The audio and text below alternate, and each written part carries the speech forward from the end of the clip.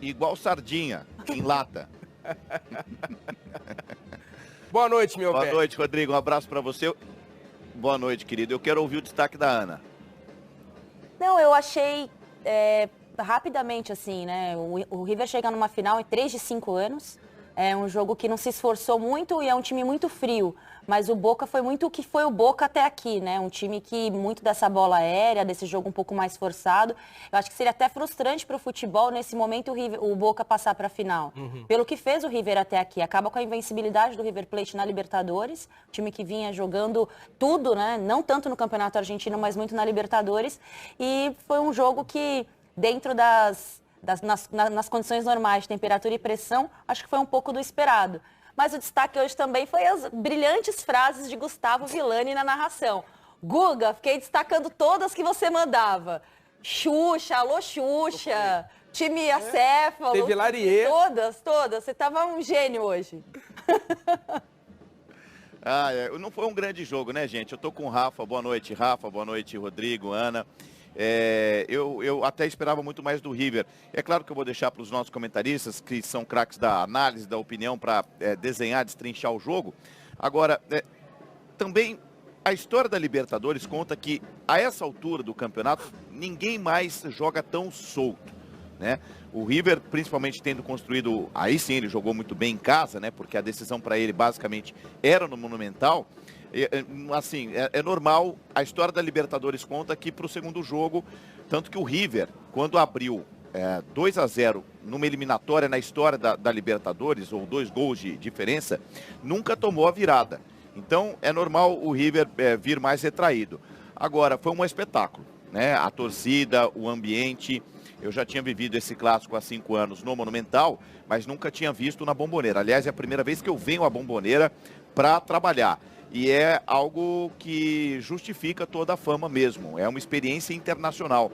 Conversávamos com alguns amigos argentinos. Muitos turistas vêm para cá para ver o jogo, para poder assistir a um Boca e River dentro da Bombonera. É um estádio muito acanhado, como destacamos ao longo da transmissão, muito antigo, de 1940, reformado em 2016. Mas, aliás, em 96 ele foi reformado e ainda tem muita falha estrutural, né? Rachaduras, o reboco está solto, a pintura está mal feita. Agora, dentro, ele é muito bem cuidado. Tem camarote, tem cadeira coberta, tem espaço popular para as pessoas assistirem ao jogo em pé. E é algo pulsante mesmo, desde o primeiro minuto. O torcedor do Boca é um espetáculo à parte, faz o que a gente mais gosta no futebol, que é a festa do futebol. Deu Boca, mas a classificação é do River porque tem um time melhor. Mexeu menos de dezembro para cá, joga mais bola, perdeu a invencibilidade, já não temos mais ninguém invicto nesta atual edição da Libertadores. Agora é esperar por Flamengo ou Grêmio para a gente conhecer o time que vai pegar o River dia 23 de novembro em Santiago, final única, promete, hein? Seja Flamengo ou seja o Grêmio, um jogo para arrebentar entre brasileiros e argentinos. Guga, meu velho, obrigado. Vai descansar esse gogó aí. Parabéns pela transmissão. Mais uma vez, daqui a pouco os comentaristas Lédio e Ricardinho vêm a brilhantar aqui o Troca. Valeu, queridos. Bom troca de passes para vocês. Estou aqui aguardando os comentaristas para tomar um vinhozinho argentino. Segura a onda aí, hein, Gustavo Villani, que amanhã segue o jogo, hein? Esse aí, ó, mão de Playmobil, eu vou te contar. Ana, o Guga deu um depoimento, olha lá, a mãozinha de Playmobil, ó. A latinha já encaixa, a taça já tá pronta. O Guga deu um depoimento que a primeira vez que ele foi lá, você estava dizendo aqui pra gente que já foi 2 vezes a trabalho pela rádio? Sim, eu fui agora recentemente, em 2017, assistir um jogo do Boca mesmo. E foi uma pressão muito grande, né? Porque era um jogo Boca e Patronato. E eu fiquei impressionada nas arquibancadas, assim, porque é um filetinho de arquibancada para 3 fileiras de pessoas. E as pessoas vão chegando com o jogo em andamento, elas vão passando uma por cima da outra. E aí quando o juiz apita o intervalo, todo mundo senta, então faz quase um barulho de bateria, todo mundo senta. E aí a gente, turista, não conhecia, né, como é que era o esquema, e não sentou. Então você não sentava e também não conseguia sair do lugar. É que nem quando você tá na missa, sai o folheto, né? Você não sabe se é pra sentar naquela hora, se é pra levantar, se é usando na azeitona. Seguir os outros.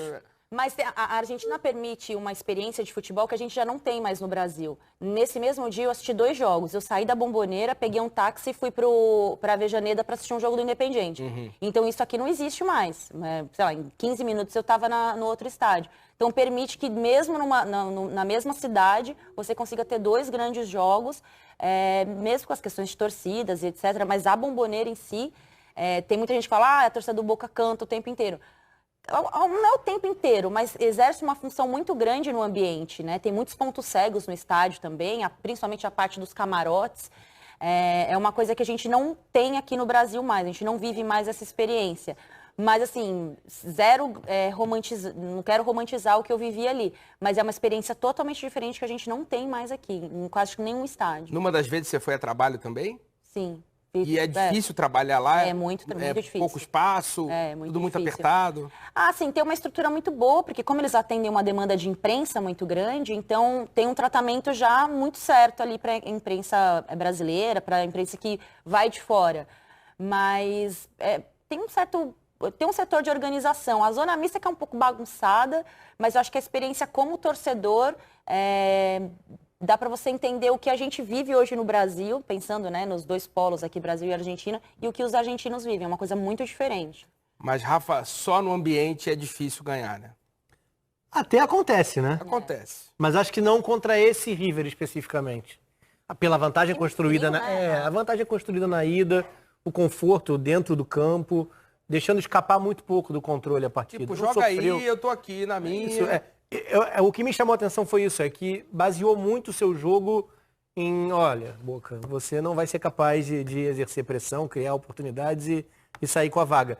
O River tem mais bola, porque também passa a sensação, pro torcedor do Flamengo, torcedor do Grêmio, se enfrentam amanhã, um dos 2 na final, vamos atropelar.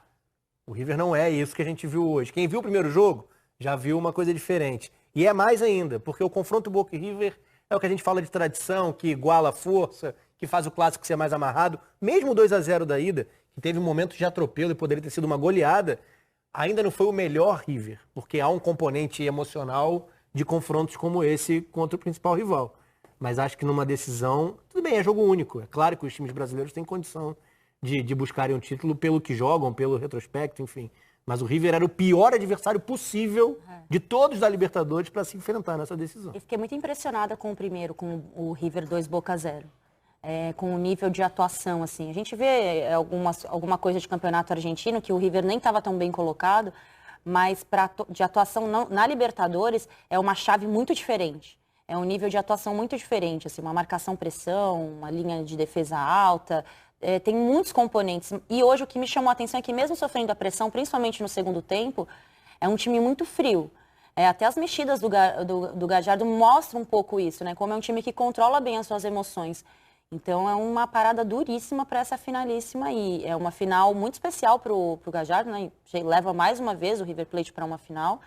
E um trabalho muito consolidado. É uma aula do que é um trabalho, um projeto de time, porque ele remontou esse time várias vezes. A gente viu o Borré não é o melhor dos centroavantes do mundo, dos atacantes do mundo. Ele conseguiu reconstruir um time que perdeu muitos jogadores. Perdeu, que mudou, né, a forma de jogar. O próprio Nátio Fernandes, o que aconteceu com ele, de voltar para o time na Libertadores, de se reafirmar dentro do River Plate. Então é um trabalho assim de encher os olhos mesmo, assim, o tanto que ele conseguiu, tanto que o Guardiola falou recentemente, né, na eleição dos técnicos, falou, gente, a gente só fala de Europa, olha para a América do Sul, olha o trabalho do Gallardo no River Plate, porque é um trabalho muito especial. Ou seja, os torcedores de Grêmio e Flamengo que estão animados aqui, achando que os 2 argentinos eram fracos, não é bem assim o negócio não, né? Longe disso. Pois é. Mas, enfim, a impressão tem muito mais a ver com o que foi a necessidade do jogo para o River, né? Mas criar a partida. Esse River já foi mais forte do que é esse ano também, né? Se a gente considerar com todo mundo à disposição, o time do Pity Martinez e do Quinteiro, eu acho que fez mais. Só que o Quinteiro tá voltando. Mas o De La Cruz é uma brincadeira. Então, né? e eu acho que eles atingiram alguns automatismos, assim, uma confiança no jogo produzido, que faz com que eles sejam mais fortes mentalmente do que já foram. Talvez seja o ápice dessa sequência. E acho que é uma equipe mais forte do que a campeã de 2015, por exemplo, na Libertadores. O primeiro dos títulos. Então, assim, Acho que só não dá para falar que é a melhor hoje, porque estaria relacionado a esses dois jogadores que individualmente traziam algum desequilíbrio. A gente não tem a melhor fase, eles falavam na transmissão, uma certa seca de gols, o Matias Soares, o Borré, Pratos, Coco, uma dificuldade de definir os dois e os que entram ficam revezando muito, porque ninguém vive uma fase esplendorosa, mas é